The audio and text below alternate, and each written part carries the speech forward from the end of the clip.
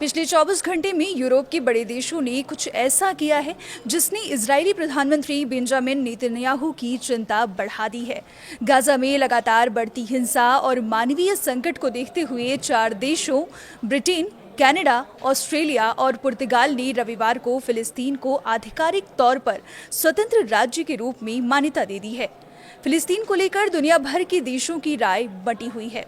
फिलिस्तीन को लेकर काफी हद तक अंतर्राष्ट्रीय मान्यता मिली हुई है।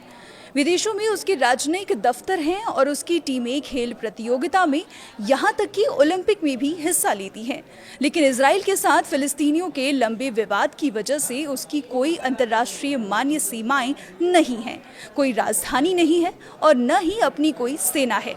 वेस्ट बैंक पर इजराइल के सैन्य कब्जे की वजह से 1990 के दशक में हुए शांति समझौते के बाद बनी फिलिस्तीनी अथॉरिटी पीए अपनी जमीन या लोगों पर पूरा नियंत्रण नहीं रखती। फिलिस्तीन को मान्यता देने का प्रतीकात्मक कदम भी बहुत मायने रखता है। जुलाई में संयुक्त राष्ट्र में दिए एक भाषण में ब्रिटेन के पूर्व विदेश मंत्री डेविड लैमी ने कहा था, 2 राष्ट्र समाधान का समर्थन करने के लिए ब्रिटेन पर खास जिम्मेदारी है। इजराइल के समर्थक अक्सर कहते हैं कि लॉर्ड बाल्फोर ने फिलिस्तीनियों का नाम नहीं लिया था और न ही उनके राष्ट्र के उनके अधिकारों के बारे में कुछ कहा था।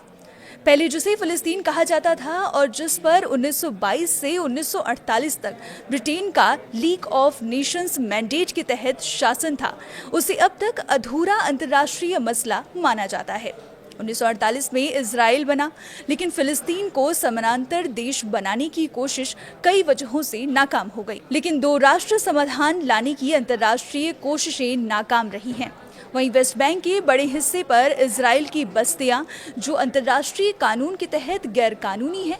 2 राष्ट्र समाधान के तहत वेस्ट बैंक और गजा पट्टी में एक फिलिस्तीनी राज्य की स्थापना होनी है, जो मोटे तौर पर 1967 के अरब इजराइल युद्ध से पहले की सीमाओं के आधार पर होगी।